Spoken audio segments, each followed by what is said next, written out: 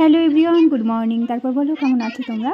আমি আশা করব নিশ্চয়ই সবাই খুব খুব ভালো আছো আর সবসময় ভালো থাকবে। সঙ্গে আমিও ভালো আছি। আর তোমাদের সঙ্গে এই আমিও ভালো আছি কথা বলতে বলতে সত্যি মনে হয় জানো তোমাদের জন্যই ভালো থাকতেই হবে। আর এখানে একটা ট্রিপ, সেটাই আজকে তোমাদের সঙ্গে শেয়ার করব। আশা করি পুরো ভিডিওটা সবার ভালো লাগবে। সবাই সব জায়গায় গেছো, তবুও যে যেখানে প্রথমবার যায় তার একটা এক্সাইটেডমেন্ট খুব আলাদা হয়। উৎসাহ, আনন্দ, উত্তেজনা সব কিছু আলাদা রকমের থাকে।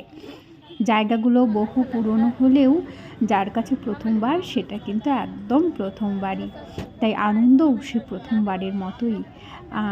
তো চলো আজকে ট্রিপটা নিয়ে কথা বলি। এটা হচ্ছে আমরা বেরিয়ে পড়েছিলাম পুরুলিয়ার উদ্দেশ্যে। আর হঠাৎ করেই ট্রিপটা আয়োজন করা, কেন কি আমার কখনো পুরুলিয়া যাওয়া হয়নি।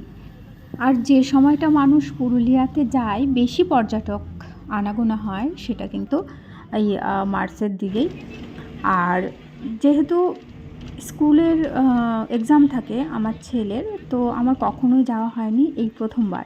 আর এই প্রথমবার ওদের স্কুলের এক্সামটাও একটু আগে আগে হয়ে গেছে, যার জন্য আমি আমার পুরুলিয়া যাওয়া বা সেখানের পরিবেশ পরিস্থিতি দেখব আমি নিজেকে সৌভাগ্যবতী ভাবছি। কেন কি নেচার দেখতে আমার খুব খুব ভালো লাগে। আর যদি হয় একঘেয়েমি সংসার থেকে একটু বাইরে বেরোনো, সত্যি এটা খুবই ভালো। তাই বেরিয়ে পড়েছিলাম আমার জায়গা থেকে প্রথমে ট্রেনে। আর সেখান থেকে নেমেছিলাম কিন্তু দমদম।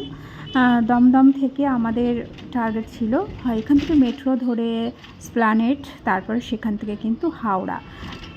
দুর্ভাগ্যক্রমে ট্রেনটা বন্ধ ছিল। আমরা বেরিয়েছিলাম 9ই মার্চ। দেখলাম সেখানে হাওড়া পর্যন্ত যে গঙ্গার নিচে দিয়ে মেট্রো যাচ্ছে সেটা কিন্তু টোটালি বন্ধ ছিল, তাই সেটাও হলো না কপালে।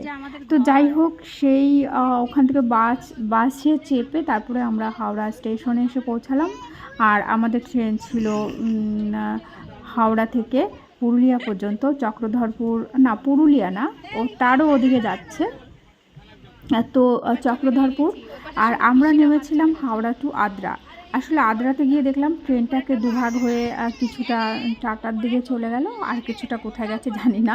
এটা বেশ মজার ব্যাপার, এটা আমার চোখে কখনো পড়েনি যে একটা ট্রেন মাঝখান থেকে ভাগ হয়ে অন্যখানে চলে গেল। তো যাই হোক, আমরা অলরেডি ট্রেনের মধ্যে দেখলে কে কোথায় বসেছি সেটাও আমি একটু তোমাদের সঙ্গে শেয়ার করলাম। আমাদের একটাতেও নিচে ছিল না সিট, সবগুলোই সবার হয় আপার না হলে মিডিল পোর্শন এরকম ছিল। আর আমরা সঙ্গে বেরিয়েছিলাম দিদি, জামাইবাবু, দাদা, বৌদি, দাদার মেয়ে আর ছোট্ট পুচকু দাদার ছেলে, ওর সবে 3.5। আর টোটালি 8 জনা। আর আমাদের পুচকু সোনাটাকে নিয়ে 9 জনা। দাদার ছেলে সবে সে 3.5 থাকে।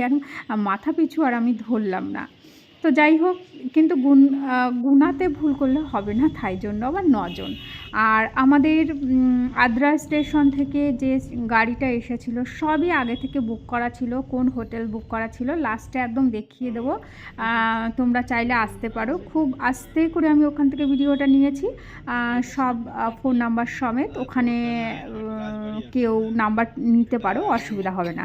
তো ছেলেটা খুব ভালো ড্রাইভ করে। আর আমাদের গাড়িটা কিন্তু বুলেরও ছিল, কারো কোনো বসতে অসুবিধা হচ্ছিল না। আমাদের লাগেজগুলো সব ওপরে বেঁধে দেওয়া হয়েছিল, ওই বেঁধে দিল।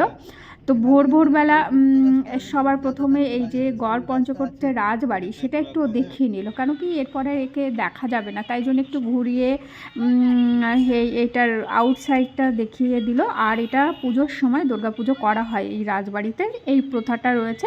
বাদবাকি সময় কিন্তু পুরোটাই বন্ধ থাকে। এই কথাগুলো আমাদের ড্রাইভার ভাইয়ের কাছ থেকেই শোনা, আর সেটা তোমাদের সঙ্গে আমি শেয়ার করলাম। আর ওয়েদারটা ছিল একটু মেঘাচ্ছন্ন, যার জন্য আমার ছবি কোয়ালিটি একটু ঘোলাটে লাগছে দেখতে। তো আর আমরা যেহেতু ভোর 5:30টার সময় গাড়ি থেকে নেমে গেছি, একটু অন্ধকার অন্ধকার থাকতেই কিন্তু আমাদের জার্নিটা শুরু হয়ে গেছিলো। আমরা যাব বাঘমুন্ডিতে, ওখানেই আমাদের হোম স্টে বুক করা হয়েছে 3টে রুম। তো সেই উদ্দেশ্যে রওনা দিয়েছি অনেকটা দূরে। তবুও সত্যি কথা বলতে আমাদের এত সুন্দর একটা জায়গা দিয়ে নিয়ে যাচ্ছে, মেন শহরের ওপর দিয়ে নয়, এটা ভেতর ভেতর দিয়ে রাস্তা নিয়ে যাচ্ছে, যার জন্য একটা নিলিবিলি ফাঁকা পরিবেশ, অসাধারণ প্রাকৃতিক পরিবেশ, খুবই ভালো লাগছিল। আর ওই যে পাহাড়ের চূড়াটা দেখা যাচ্ছে, পাহাড়টা দেখা যাচ্ছে, এটা মাঠা পাহাড়। আর সেই পাহাড়ের গায়ে অল্প স্বল্প ঘর। আর সবথেকে এক্সাইটেড আমি সেটা হলো এই পলাশ ফুল। তো 9ই মার্চ থেকে কিন্তু ফুল ফোটা শুরু হয়ে গেছে। আর আমার চোখে এই প্রথম প্রত্যেক গাছের শাখায় শাখায় আগুন রং লাগিয়ে যেন মেতে উঠেছে গাছগুলো, তার সঙ্গে আমার মনে যে কী আনন্দ হচ্ছে বলার বাইরে। ওই যে বললাম না, প্রথম যে জিনিস সবাই জিনিস বা জায়গা যাওয়া হয়, দেখা হয়, সে যে কী আনন্দের, সে যেটা পায় তখন সেটা উপলব্ধি করতে পারে। ব্যাপারটা আমারও সেই। আমি ফুল দেখেছি খুব অল্প অল্প, মানে বলতে গেলে চলে সরস্বতী পুজোতে যে ফুল লাগে সেই তো একটা দুটো কুড়ি বা ফুল, কিন্তু এরকম যে মানে ডালে ডালে সেজে রয়েছে, এটা আমি কখনো দেখিনি আমার লাইফে এই প্রথম। গল্প সাহিত্যে অনেক পড়েছি, তখন থেকেই ভেতরে একটা ইচ্ছা ছিল কবে দেখব। তো ছেলের স্কুলের যে রুটিনটা থাকতো, আমি ভাবতাম আমার কখনোই দেখা হবে না, ও যত সময় না বিএ ফার্স্ট ইয়ারে যাচ্ছে, এরকম একটা মনে মনে ভয় থাকতো, বোধহয় আমি দেখতে পাবো না। কিন্তু আমার এই বছরেই আমি দেখে ফেললাম। 2025 সালের মধ্যে আমি নিজেকে সত্যি লাকি মনে করছি। কথা বলতে বলতে তোমাদের নিয়ে এলাম আমরা কোথায় উঠেছি। এই যে সবাই চাইলে স্ক্রিনশট নিয়ে রাখতে পারো। বাকি কোথায় ঘুরলাম নেক্সট ভিডিওতে আনছি।